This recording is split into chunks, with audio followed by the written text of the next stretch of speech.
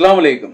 പ്രിയമുള്ളവരെ, മസ്ജിദുകളിൽ നമസ്കരിക്കുമ്പോൾ നമസ്കാരത്തിന് ശേഷമുള്ള ദിക്റുകളും അത് കഴിഞ്ഞുള്ള കൂട്ടുപ്രാർത്ഥന ഇല്ലാത്തവരാണ് ഇസ്ലാമിന്റെ പേര് പറഞ്ഞ് നടക്കുന്ന ഒരു വിഭാഗം എന്ന് വരുത്തി തീർക്കുവാൻ വേണ്ടിയിട്ട് കൂട്ടുപ്രാർത്ഥന എന്ന പേരിൽ നമസ്കാര ശേഷം ശബ്ദം അധികരിപ്പിച്ചുകൊണ്ടുള്ള പ്രാർത്ഥനകളും ആ പ്രാർത്ഥനയ്ക്ക് സ്വീകരിക്കണേ എന്ന് പറയുന്ന കോറസും ഇതെല്ലാം ഇന്ന് നമ്മുടെ മസ്ജിദുകളിലെല്ലാം സാധാരണ നടന്നുകൊണ്ടിരിക്കുന്നുണ്ട്.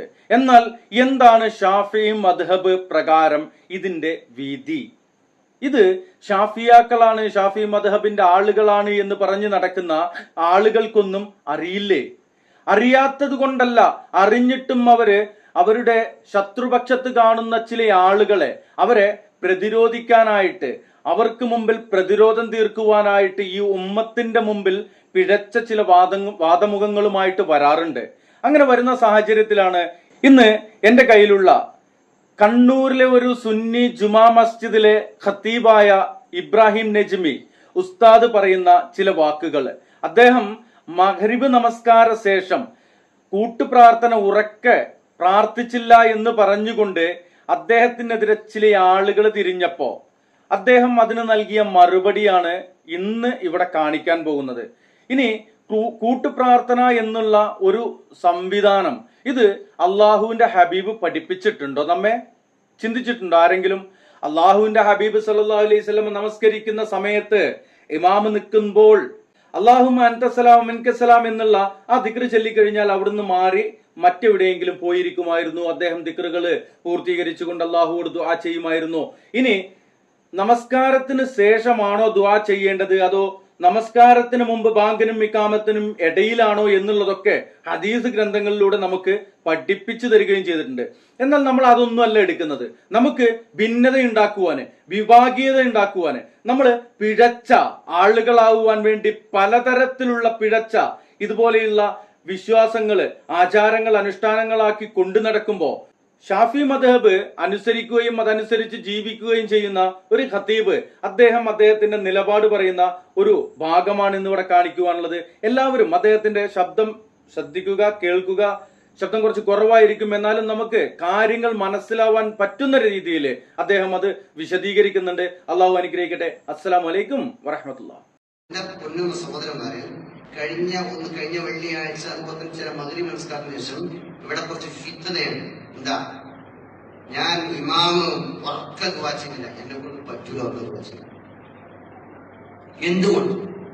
ഫിത്ന ഉണ്ടാക്കാനും ഫസാദ ഉണ്ടാക്കാനുള്ള താല്പര്യത്തിലാണെങ്കിൽ അതിനോട് എനിക്ക് പറയാനുള്ളത്, എനിക്ക് സൗകര്യമില്ല, പറ്റൂല, മനസ്സിനെ നിങ്ങൾക്ക് നിങ്ങളുടെ പാട് നോക്കാം. ഇനി അതല്ല, പരിശുദ്ധമായ ഖുർആനും തിരുസുന്നത്തും മനസ്സിലാക്കാൻ ഉദ്ദേശമുള്ളവരോട് എനിക്ക് പറയാനുള്ളത്, പതുക്കെ ദുആ ചെയ്യാൻ എനിക്ക് സൗകര്യമുള്ളൂ. എന്തുകൊണ്ട്?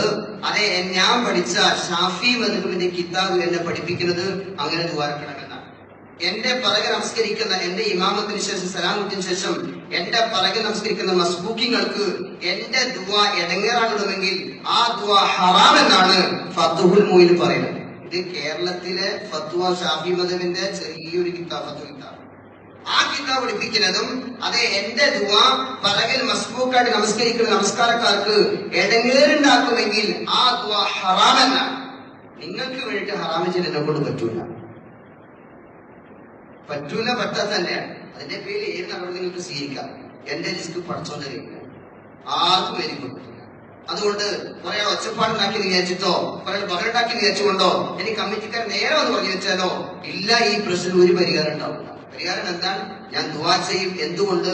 ഈ ഷാഫി മദ്ഹബിന്റെ ഫത്വയിൽ പറഞ്ഞ പോലെ എന്റെ ദുആ ആരെങ്കിലും പഠിക്കാൻ കാരണമാകുമെങ്കിൽ അവർക്ക് വേണ്ടി ദുആ ചെയ്യുന്നു. പക്ഷെ ആ ദുആ മറ്റുള്ള നമസ്കാരക്കാർക്ക് ഉണ്ടാക്കുന്ന തരത്തിൽ ഹറാമായിട്ട് ചെയ്യാൻ പറ്റൂല.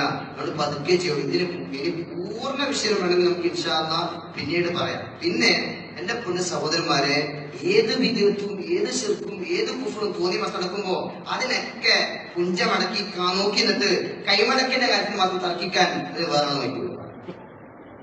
നമ്മുടെ കൈമടക്കി നിൽക്കുമ്പോ ആ കൈമടക്കി കുറയാൻ പാടില്ല. 5 വയസ്സ് പോലെ ഭയങ്കര മകളായിരിക്കും. കണ്ട ശിർക്കും കുഫറും തോന്നി നടന്നാൽ മൗനം, ഒരക്ഷരം കൊണ്ടൂല. അത് അങ്ങനെയുള്ള ആൾക്കാരൊന്നും നോക്കുക. ഇവിടെ ഏത് വിധത്തിലുണ്ടോ ഇൻഷാ അല്ലാഹ് പരിശുദ്ധമായ ഖുർആനെയും തിരുസുന്നത്തിന്റെയും 4 മദ്ഹബിന്റെ ഇമാമുകൾ പഠിപ്പിച്ചനുസരിച്ച് ഏത് വിധത്തിലുണ്ടോ ആ വിധത്തിൽ ഇല്ലാതാക്കും ഇൻഷാ അല്ലാഹ്. എന്റെ ആയുസ്സല്ലാഹ് നിങ്ങൾക്ക് പറ്റൂലേ? ഇപ്പൊ തന്നെ പറയാം, അടുത്ത ജുമക്ക് വേണ്ട, അൽഹംദുലില്ലാഹ് ഞാൻ പോയി. എന്റെ റിസ്ക് പഠിച്ചതിന്റെ കീഴിലാണ്. എന്റെ ആയുഷ്കാലം മൊത്തം ഈ സ്റ്റേഡിയമിലെ ജോലിയോട് ഞാൻ ഒരു കരാറേറ്റെടുത്തിട്ടില്ല. എനിക്ക് തീ പറയാനേ പറ്റുള്ളൂ, തീരച്ച് ജീവിക്കാൻ പറ്റുള്ളൂ. ഏതെങ്കിലും മാലിന്യങ്ങളും പണ്ഡിതനനുസരിക്കും എന്തെങ്കിലും ചെയ്യുന്ന അത് പ്രവർത്തിക്കാൻ പറ്റൂല. ഖുർആൻ എന്ന് പറയുന്നു, സുന്നത്ത് എന്ന് പറയുന്നു, ബഹുമാനപ്പെട്ട അയിമത്തുൽ മുജ്തഹിദീൻ 4 മദ്ഹബിന്റെ ഇമാമുകൾ എന്ന് പറയുന്നു, അത് ചെയ്യും. അല്ലാഹു സുബ്ഹാനഹു വ തആല മനസ്സിലാക്കാൻ തൗഫീഖ് നൽകട്ടെ.